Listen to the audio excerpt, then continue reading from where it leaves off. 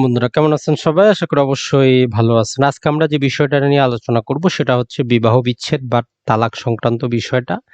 যেহেতু বাংলাদেশে আমরা জানি অহরহ তালাক হচ্ছে এবং এখানে প্রতারণা করতেছে। কেউ নোটিশ দিয়ে, কেউ নোটিশ না দিয়ে, কেউ কনফিউশনে আছেন নোটিশ কিভাবে দিতে হবে।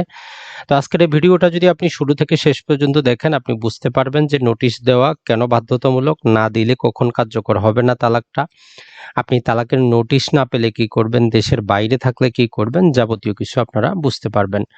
আপনারা দেখতেছেন সাতকাহন, সাথে আছি হোস্ট আজিমউদ্দিন। তো বন্ধুরা, আপনারা চিত্রে যে একটা নোটিশ দেখতেছেন, হয়তো আপনার কাছে মনে হচ্ছে এইরকম ফরম্যাটে যে কাজী সাহেবের কাছে গিয়েই আপনাকে এরকম একটা ফরম্যাট তৈরি করে তালাকের নোটিশ তৈরি করতে হবে। এটা হচ্ছে ভুল। তালাক প্রদান করার কোনো সরকারি প্রেসক্রাইব কোনো ফর্ম নাই। আপনাকে এইরকম ভাবে তালাকের নোটিশ তৈরি করতে হবে এমন না। আপনি চাইলে আপনার নিজের মতো করে যেইভাবে সাদা কাগজে লিখে সিগনেচার করেও আপনি তালাকের নোটিশ পাঠাইতে পারেন। তাহলে প্রথমে আপনার কনসেপ্ট ক্লিয়ার হইল, তালাকের নোটিশ প্রদান করা সংক্রান্ত কোনো নির্দিষ্ট ফরম্যাট নাই, আপনি আপনার মতো লিখতে পারেন। তালাকের নোটিশ প্রদান করার জন্য কাজী সাহেবের কোনো দরকার নাই, কাজী সাহেবের দরকার নাই, আইনজীবীর দরকার নাই, অ্যাডভোকেটের দরকার নাই, নোটারি পাবলিকের দরকার নাই। আপনার মন চাইলে আপনি এই সাদা কাগজে কি করতে পারেন, সাদা কাগজের মধ্যে আপনি চাইলে কি করতে পারেন, তালাকের সংক্রান্ত বিষয়টা লিখে 2 কপি করে, 1 কপি আপনার স্ত্রী বরাবর এবং 1 কপি হচ্ছে যে আপনার স্ত্রী যেইখানে বসবাস করে ওই অঞ্চলের চেয়ারম্যান, পৌরসভা, সিটি কাউন্সিল তাদের বরাবর আপনাকে প্রেরণ করতে হবে। তাহলে আপনার তালাক দেওয়ার জন্য কাজী সাহেবের কাছে যাওয়ার দরকার নাই। এমনকি অনেক আইনজীবীও আছেন, তারা নিজে আইনজীবী হওয়ার পরেও আবার কাজী সাহেবের কাছ থেকে এরকম তালাকের নোটিশ তারা আনয়ন করেন, কাজী সাহেবের সিগনেচার নেন। এগুলার আইনগত কোনো বাধ্যবাধকতার প্রয়োজনীয়তা নেই।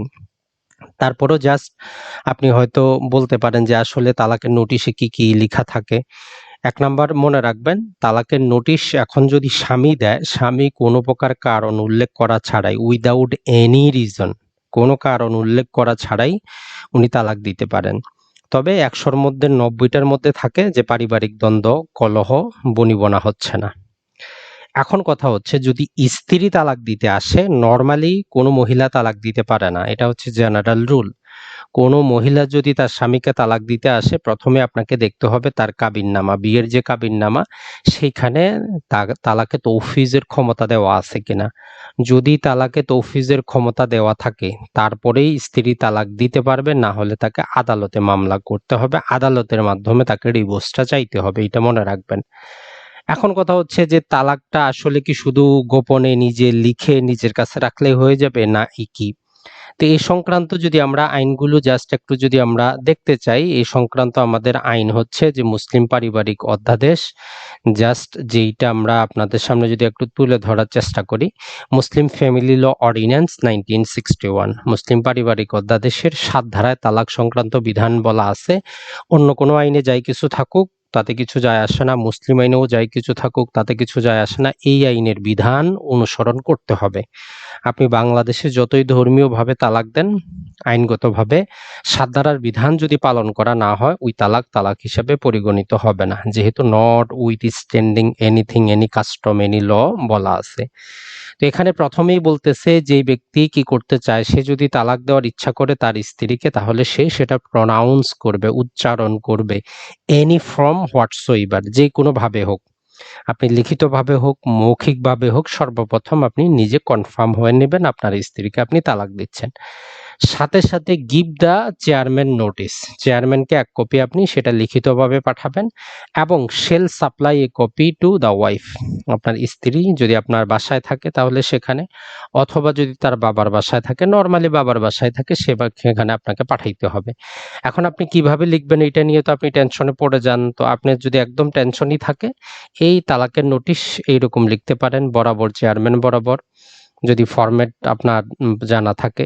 আর ফরম্যাট না জানা থাকলেও আপনি কাক বরাবর পাঠাচ্ছেন, বরাবর তার নাম, ঠিকানা, বিষয়টা, এবং আপনি কত তারিখে তালাকটা উচ্চারণ করলেন এবং আপনার সিগনেচার, এটাই। আর কিছু আর কিছু কিন্তু লাগবে না। এখন এইটা আপনাকে একটা ডকুমেন্ট রাখতে হবে, তো এই জন্য আপনাকে পাঠাইতে হবে, রেজিস্টার্ড ডাকযোগে পাঠাইতে হবে। আপনি রেজিস্টার্ড ডাকযোগে যখন পাঠাবেন, এইরকম ডাক বিভাগ থেকে আপনি এগুলো পূরণ করবেন, আপনাকে মাসুলগুলো দিতে হবে, ডাক মাসুল সবকিছু দেওয়ার পর তারা যখন ওই আপনার যেই প্রাপ্তি স্বীকারটা যেই তারিখটা পড়বে, এখানে দেখেন 28 জুলাই 2021 সালে একটা আমাদের তালাকের নোটিশ আছে চেয়ারম্যান ঢাকা উত্তর সিটি কর্পোরেশন, অর্থাৎ 28শে জুলাইয়ে চেয়ারম্যান সাহেব পাইছেন। এইখান থেকে পরবর্তী 90 দিনের মধ্যে যাবতীয় কার্যক্রম হবে। তার মানে আপনার স্ত্রী না, যেই দিন চেয়ারম্যান পাইলেন সেই দিন থেকে 90 দিন পরে। তাহলে প্রাপ্তি স্বীকারটা খুবই গুরুত্বপূর্ণ আপনার জন্য, রেজিস্টারটাকে পাঠাবেন। এখন তাহলে আর কি আছে আমাদের পরবর্তীতে যে জিনিসটা আরো বলতেছে যে সেটা হচ্ছে যদি কেউ এরকম নোটিশ যদি না দেয়, এখানে এক প্রকারের শাস্তির ব্যবস্থার কথা বলা আছে। সেটা হচ্ছে যে 1 বছর পর্যন্ত জেল অথবা যেটা বলা হচ্ছে যে 10,000 টাকা পর্যন্ত জরিমানা অথবা উভয়টাই হইতে পারে। এটা হচ্ছে একটা সিম্পল বিধান। তারপরে যে জিনিসটা আরো বলতেছে যে যখনই এই চেয়ারম্যান নোটিশটা পাবে সেদিন থেকে 90 দিন পরে তালাকটা কার্যকারী হবে। এখন অনেকেই বলেন যদি আমরা মিউচুয়াল তালাক দেই, দুইজনে একত্রিত হই, এগ্রি করি, গোপনে বিয়ে করছি, গোপনে তালাক দিব, যাই কিছু করেন 90 দিনের আপনার একটা নোটিশ পিরিয়ড থাকবে। এটার মেইন কারণ হচ্ছে যে আসলে ওই স্ত্রীর গর্ভে কোনো সন্তান আছে কিনা সেটা কনফার্ম হয়ে নেওয়া। এজন্যই যতই আপনি মিউচুয়ালি তালাক দেন, পারিবারিক বিভাগে তালাক দেন, 90 দিন অপেক্ষা করতেই হবে। আপনি অন্য কোথাও বিয়ে করলে সেটা আইনসম্মত হবে না, শরীয়ত সম্মতও হবে না। এখন এখানে চেয়ারম্যানের কিছু দায়িত্বের কথা বলা হয়েছে যে যখনই চেয়ারম্যান আপনার এরকম একটা নোটিশ পাবে, উনি 30 দিনের মধ্যে একটা আরবিট্রেশন কাউন্সিল করার জন্য গঠন করবেন, অবশ্যই করবেন। বাস্তবে অধিকাংশ ক্ষেত্রে করেন না, না করলে ওই চেয়ারম্যানের কোনো শাস্তির ব্যবস্থা নাই। তো ওই জন্য ওনারা আরবিট্রেশন কাউন্সিল গঠন করুক বা না করুক, 90 দিন পরে কিন্তু তালাকটা কার্যকর হয়ে যাবে।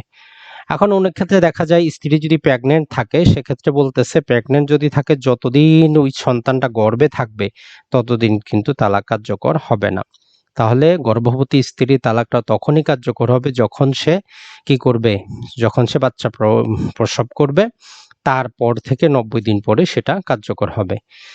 শেষে দিয়ে বলতেছে এই রকম যদি তালাকটা কার্যকর হয়ে যায় তাহলে ওই স্বামী এবং স্ত্রী পরস্পরে আবার নতুন করে বিবাহ করতে পারবে। কোনো প্রকার হিল্লা বিবাহের দরকার নাই, আইনগতভাবে কোনো হিল্লা বিবাহের দরকার নাই।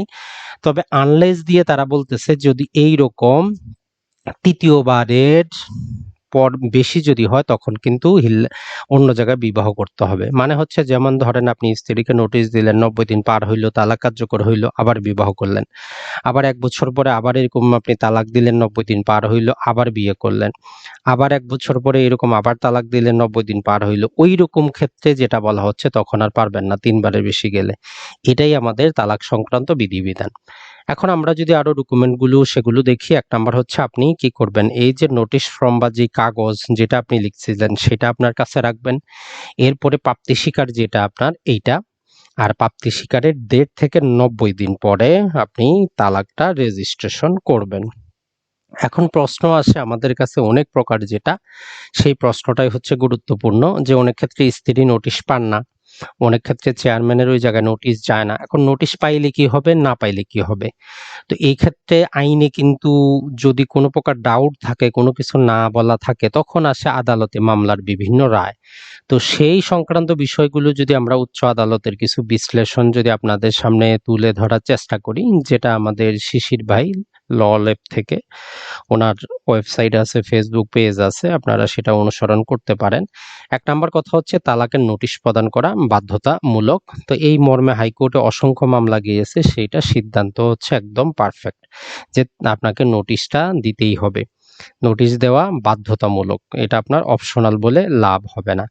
একইভাবে স্ত্রী তালাক দিলেও নোটিশটা দিতে হবে। এখন আসি যে তালাক প্রদানের ক্ষেত্রে চেয়ারম্যানকে নোটিশ প্রদান করার বাধ্যবাধকতা আছে কিনা, এই মর্মে 2টা সিদ্ধান্ত। নরমালি দেখবেন একটা আইনের কথা হচ্ছে আপনি নিজে অপরাধ করে নিজে সুবিধা নিতে পারবেন না, এটা হচ্ছে মেইন কথা। 2টা মামলার রায় যদি আমরা দেখি, তো এখানে প্রথম যেই মামলাটার মধ্যে আমরা যদি বলি যে Kazi Rasheda Akhtar Shahid versus Mosammat Roksana Chowdhury 58 DLR page number 271 মধ্যে রায়টা উল্লেখ করা আছে। হাইকোর্ট বিভাগ যে সিদ্ধান্ত গ্রহণ করতেছে সেটা হচ্ছে যে একটা তালাক কি হবে না, কার্যকর হবে না 90 দিন পরে যদি কি থাকে যে এই একটা তালাক 90 দিন পরে কার্যকর হবে না। কারণ হচ্ছে যদি সেই তালাকটার মধ্যে মোহাম্মদান ল অনুযায়ী চেয়ারম্যানকে যদি নোটিশটা না দেয়া হয়। প্রথম রায়টা হচ্ছে এটা যে চেয়ারম্যানকে নোটিশ যদি না দেয়া হয় তালাকটা কার্যকর হবে না। দ্বিতীয় আরেকটা অন্য একটা রায় যেটাও 19 বিএলডি এডি আপিলের ডিভিশন 150 মধ্যে বলা আছে। তো সেটার মধ্যে যে এই জিনিসটা বলা হচ্ছে একজন ব্যক্তি আদালতে এফিডেভিট করে কি করছিল যে আদালতে ম্যাজিস্ট্রেটের কাছে এফিডেভিট করে তালাকনামা এবং যেইটা করছেন যে ওই কাজী সাহেব বরাবর এক কপি বিবাহ রেজিস্ট্রারের নিকট প্রেরণ করেন। যদিও নিয়ম হচ্ছে চেয়ারম্যানের কাছে, কাজী সাহেবের কাছে কিন্তু না। বিষয়টা কিন্তু খেয়াল করবেন, আমরা নোটিশ পাঠাবো চেয়ারম্যানের কাছে, কাজী সাহেবের কাছে না। তো উনি ম্যাজিস্ট্রেটের নিকট একটা তালাকনামা দাখিল করেন এবং একটা কপি ওই যে বিবাহ রেজিস্ট্রার নিকাহনামা যিনি রেজিস্ট্রেশন করেন কাজী সাহেবের কাছে পাঠান। এবং তিনি আপিল বিভাগে দাবি করেন যে মুসলিম পারিবারিক অধ্যাদেশ তো বলতেছে যে চেয়ারম্যানের কাছে পাঠাবো, আমি তো চেয়ারম্যানের কাছে পাঠাই নাই, তার মানে আমার তালাকটা কার্যকর হয় নাই। সুতরাং হেলেনা বেগমের সাথে তার বিবাহ স্থির রয়েছে। আপিল বিভাগ তখন এই সিদ্ধান্তটা গ্রহণ করে যে না ভাই, আপনি নিজে নিজে সুবিধা নেওয়ার জন্য এই কাজ করতে পারবেন না, তালাক কার্যকর হয়ে গেছে। তাহলে সহজ কথাটা হচ্ছে তালাকটা দিতেই হবে। আবার যদি আপনি নিজের সুবিধা নিতে গিয়ে তালাক নোটিশটা যদি নাও দেন, পরবর্তীতে ওই স্ত্রী থেকে সুবিধা নেওয়ার জন্য আপনি যদি দাবি করেন যে এইভাবে কি আছে তালাকের নোটিশ দিতে হবে, দেওয়া হয়নি তার মানে তালাক হবে না, এমন না। তো উচ্চ আদালতের দুইটা রায় আপনাদের সামনে আছে যে তালাক অবশ্যই দিতে হবে, দেওয়া ছাড়া কার্যকর হবে না। কিন্তু আপনি যদি নিজে অপরাধ করে সুবিধা নিতে চান, তারও রায় আছে যে আপনি পার পাবেন না, তালাক হয়ে যাবে। আর যদি তালাকের নোটিশ যদি না দেন তাহলে 1 বছর কারাদণ্ড, সর্বোচ্চ 10,000 টাকা জরিমানার ব্যবস্থা আছে। যদিও এটা জাস্ট ওনারা হয়তো আপডেট করতে ভুলে গেছে। এখন আরবিট্রেশন কাউন্সিল গঠন করা বাধ্যতামূলক, কিন্তু চেয়ারম্যান করে না, চেয়ারম্যানের কোনো শাস্তির ব্যবস্থা কিন্তু দেওয়া নাই। আর এটা 90 দিন পরেই কার্যকর হবে, 90 দিন আগে কার্যকর হবে না। এখন আপনার বিবাহটা আপনারা যেভাবে করেন, তালাক হোক, তালাকে তৌফিজ হোক, এটা ছাড়াও বিবাহ বিচ্ছেদের আরো যে সমস্ত মুসলিম যেই পন্থাগুলো আছে যেইভাবেই করেন 90 দিন পরেই কার্যকর হবে। আর 90 দিনের পূর্বে আপনি যদি স্ত্রীর সাথে যোগাযোগ করে যদি ফিরিয়ে নিতে চান, আনুষ্ঠানিকভাবে চেয়ারম্যানকে নোটিশ দেওয়ার আইনগত কোনো বাধ্যবাধকতা নাই। যদিও অনেক জায়গায় বলে যে বাধ্যবাধকতা আছে, এইরকম কোনো বাধ্যবাধকতা নাই। আপনি যে চেয়ারম্যানের কাছে গিয়ে তার কাছে আবার আপনি রহিতকরণ নোটিশ করবেন, এইরকম কোনো প্রকার রেজিস্টারও তারা মেনটেন করে না যে এটা উইথড্র করা হলো, বাস্তবে এরকম কিন্তু নাই। তো আশা করি বন্ধুরা আপনারা অবশ্যই বুঝতে পেরেছেন তালাক সংক্রান্ত বিষয়গুলা। যদিও এটা একটা মুসলিম জিনিস, তারপরেও প্রচলিত আইনের সাথে মিলিয়ে আমাদেরকে একসাথে দেখতে হবে।